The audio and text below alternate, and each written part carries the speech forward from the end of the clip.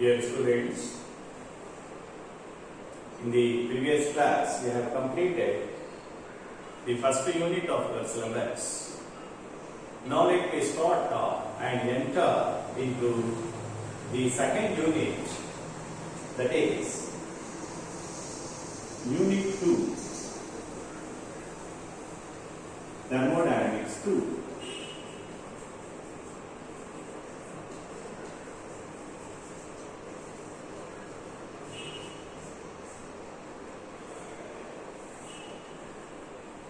In Thermodynamics 2, the first topic given in your syllabus is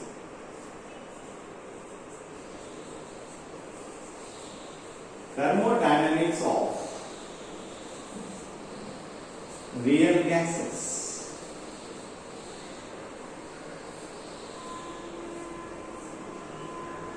What is actually real gas? Real gas is also called non-ideal gas. The major difference between the ideal and non-ideal gas is interionic forces of attraction between the gas molecules.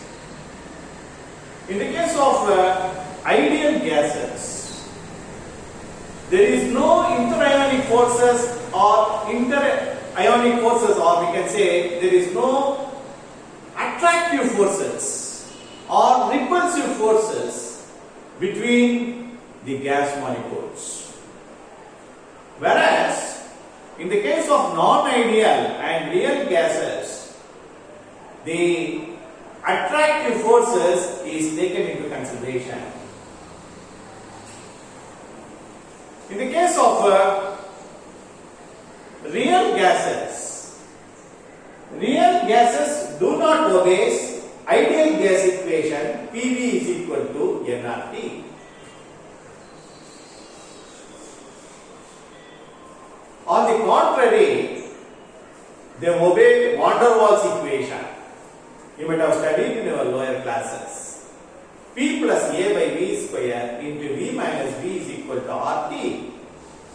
That means the attractive or repulsive forces between the gas molecules are taken into consideration. We have seen that in the case of ideal gases, fugacity will be equal to pressure, or we can say the ratio between fugacity and pressure is always remains unity. But this is not in the case of real gases. In the case of real gases, fugacity will not be equal to pressure of a gas. Is not equal to. Automatically, F by P will also be not equal to 1. Either it will be greater than 1 or less than 1, depends on the deviations of the real gas from the ideal behavior.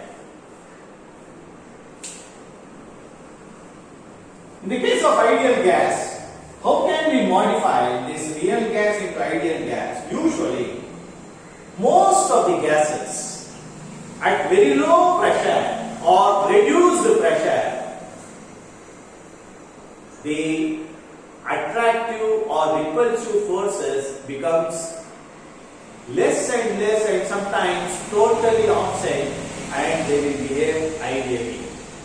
So therefore, even the real gas can be converted into ideal gas, but at very low reduced pressure.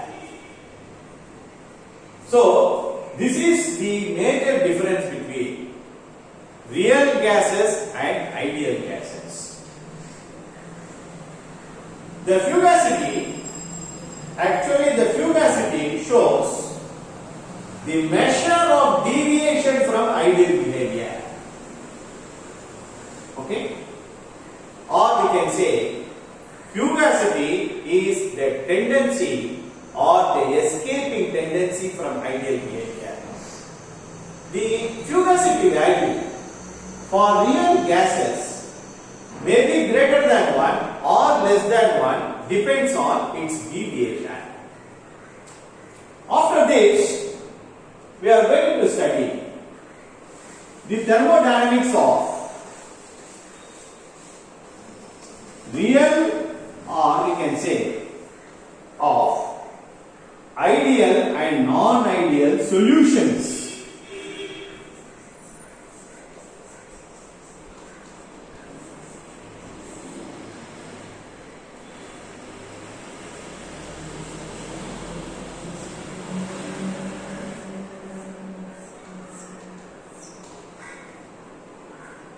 What is the difference between ideal and non-ideal solutions?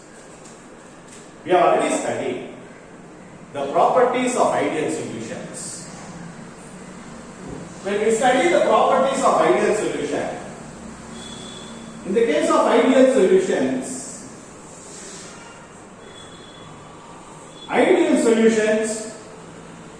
obey Raoult's law.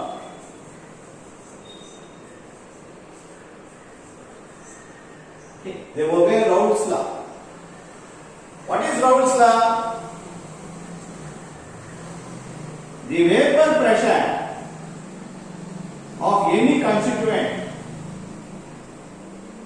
will be equal to the product of its mole fraction and the vapor pressure of that constituent in the pure state. This is Raoult's law. Apart from this, one more condition for an ideal solution is activity which is related to the concentration is equal to its mole fraction. This also we have already studied in our lower classes. Next condition, when the two solutions form an ideal mixture, there should not be any absorption of heat or liberation of heat occurs. That is, delta H mix will be equal to 0.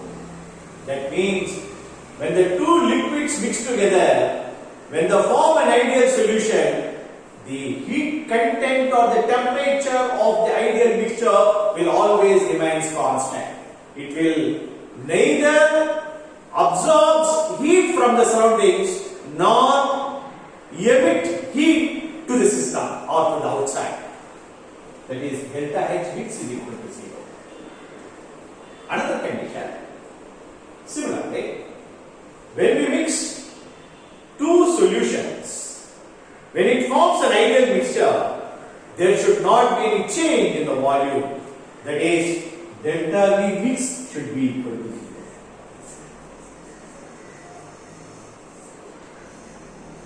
When any binary solution obeys all these four conditions, then it is said to be ideal solution. That is, ideal solution is a solution which obeys Raoult's law. Its activity will be equal to mole fraction. There should not be any heat change on mixing. There should not be any change in volume on mixing. Now come to the non-ideal solution or real solution. Non-ideal solution. What is non-ideal solutions? Non-ideal solutions, that is, day to day we are using the solutions in our laboratory. All the solutions are real. That is why non-ideal solutions are called real solutions. They are not ideal. They are deviated from ideal behavior. Their deviation may be positive or negative depending upon the interaction between the like and unlike molecules in the solution mixture. First of all, non-ideal solution do not obey Raoult's law.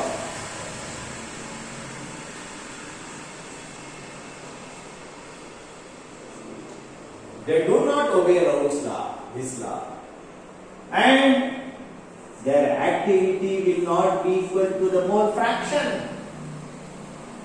And on mixing real solutions, it will not be equal to 0. That means when you mix two solutions, either there will be a evolution of heat or absorption of heat occurs. For example, you take in your laboratory, you take water, add few pellets of sodium hydroxide, immediately the test tube will become hot. That means the delta H is negative. The heat is given out. The heat is liberated. Or another example, for real solution is, you take a glass or a tumbler in your house, take a little quantity of glucose powder, add water. What happens? A cooling effect you will feel. That means the heat is absorbed from the system to the surroundings. The delta H is positive. Heat is absorbed. That means delta H may be positive or negative, but not will be equal to 0 in the case of real solutions. Another time, delta V mix will not be equal to 0. When you mix two different solutions, when it forms ideal solutions, there should be a change in volume occurs. For example, if you take 10 ml of A solution, 10 ml of B solution mixed together, we are expecting 20 ml, but the resulting solution will be either 18 ml or 22 ml. So therefore, delta V mix is not equal to 0. So therefore, most of the real solutions, most of the non-ideal solutions are deviated from ideal behavior to some extent, either positive deviation or negative deviations. Depending upon the nature of the solutions, they form negative deviation or positive deviation. Now let us see the vapor pressure curves of various non-ideal solutions. Now, listen.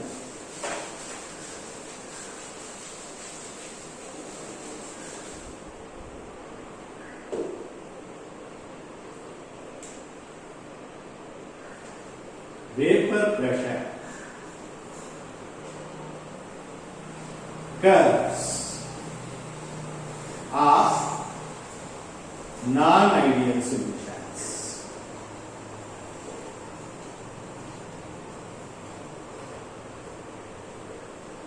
Now we are going to study three different types of non-ideal solutions. There are some solutions which shows a slight positive deviation. There are some solutions shows large positive deviations. There are some solutions shows negative deviations. Now, first, type 1.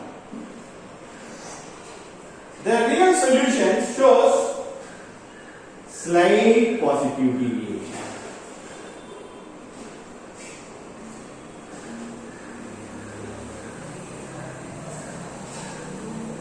Now let us take a mixture of cyclohexane and carbon tetrachloride. A mixture of cyclohexane and carbon tetrachloride.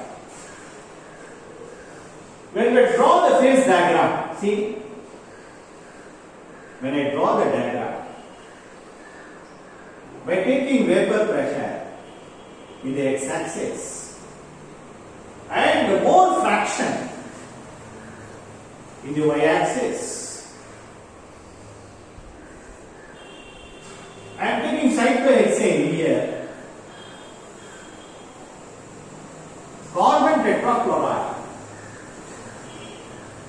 When I draw the vapor pressure curves, see,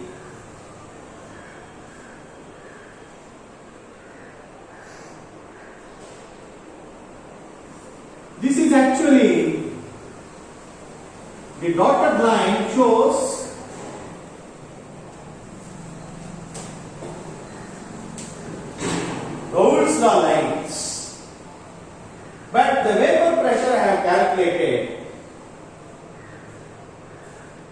it gives lines, solid lines like this.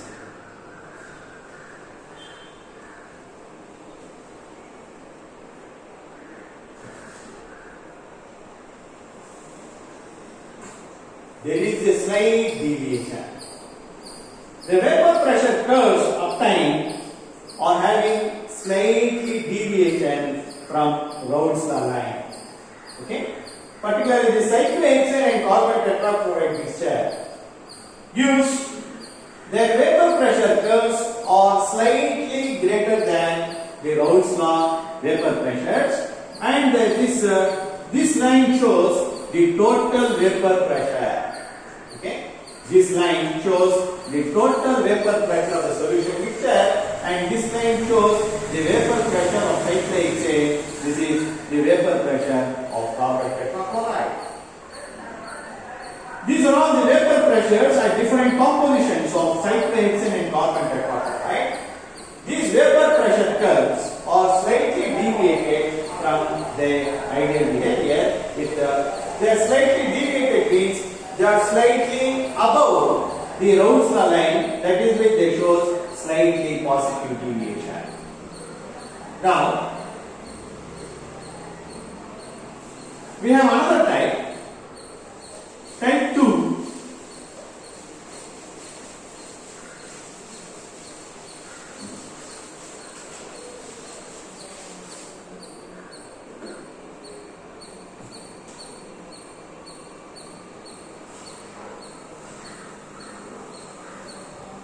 In type 2,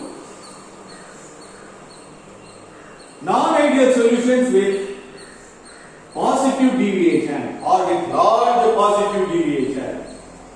Large positive deviation.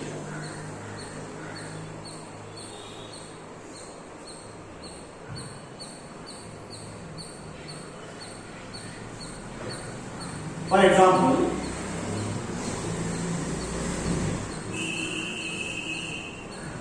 when we draw the vapor pressure curves, vapor pressure is plotted against the mole fraction. The best example for this is acetaldehyde and carbon disulfide. Okay. The vapor pressure lines I got for this is Raoult's law lines.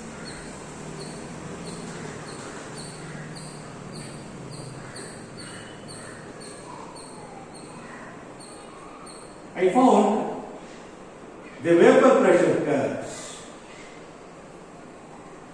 are having a large positive deviation. See? The vapor pressure curves are very much above the Raoult's law lines, and the total vapor pressure curve is having a maximum. Okay? Is having a maximum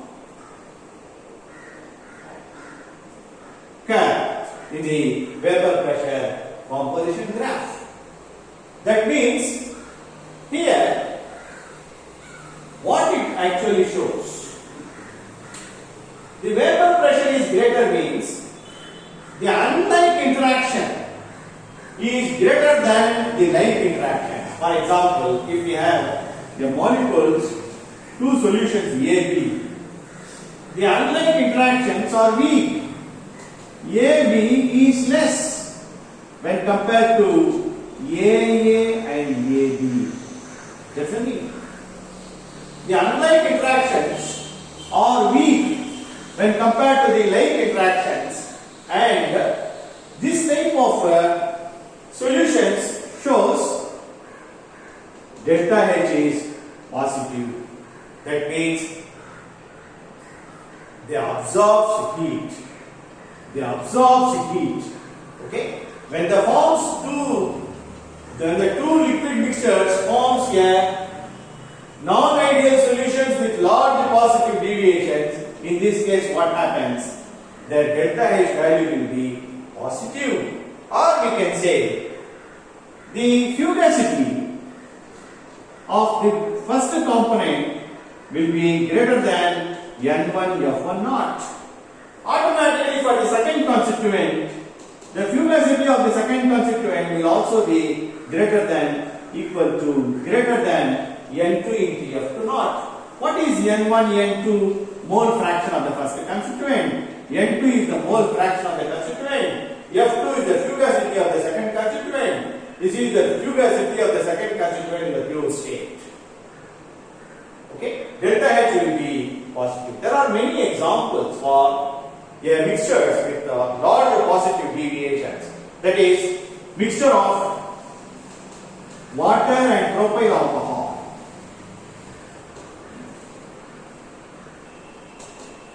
Okay. Similarly, ethyl alcohol and chloroform.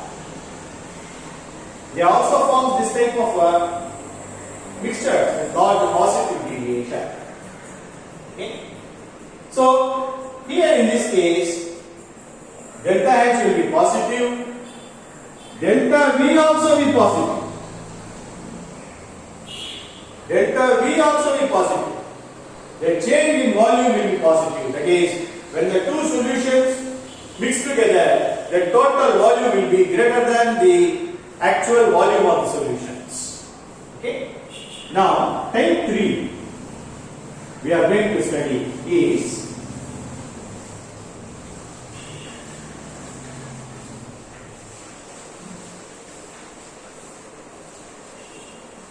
large negative deviation. This is type 3. In the case of large negative deviation, I get a vapor pressure curves like this. Okay. When the vapor pressure is plotted against the mole fraction, the best example for this is acetone and chloroform. Chloroform. Okay. This is the Gauss law line.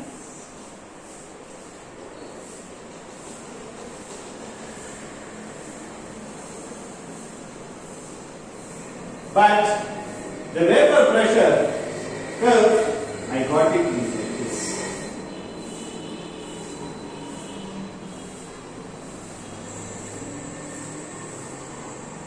The total vapor pressure shows a minimum or dip in the vapor pressure curves.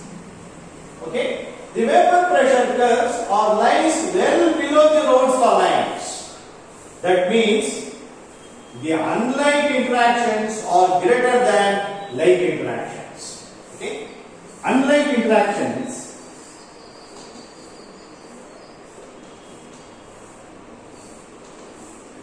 are greater. That is, the interaction between AB is greater than AA and ABB. Okay? Not only that, when we look at their delta H values, delta H will be negative. That means when the two solutions form an ideal mixture with a large negative deviation, there will be evolution of heat occurs. Usually exothermic reactions. That is, delta H is negative. The heat will be liberated out. Okay? The heat will be liberated out. Not only that, the change in volume will also be negative. The total volume will be lesser than the volumes of the individual liquids. And not only that, the fugacity of the first constituent will be lesser than the N1 will be F1 naught. Similarly, F2.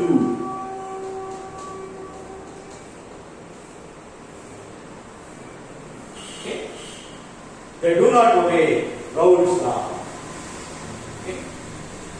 Their fugacity or their escaping tendency will be negative here. examples for this, that is water and sulfuric acid, water and nitric acid. They forms non-ideal solutions with a large negative deviations. Okay, so this is so much about the non-ideal solutions and their vapor pressure curves of non-ideal solutions with a slight positive deviation. Some mixture shows large positive deviations and some mixture shows large negative deviations. This is about the thermodynamics of non-ideal or real solutions. Okay, the next topic we will study in the next class.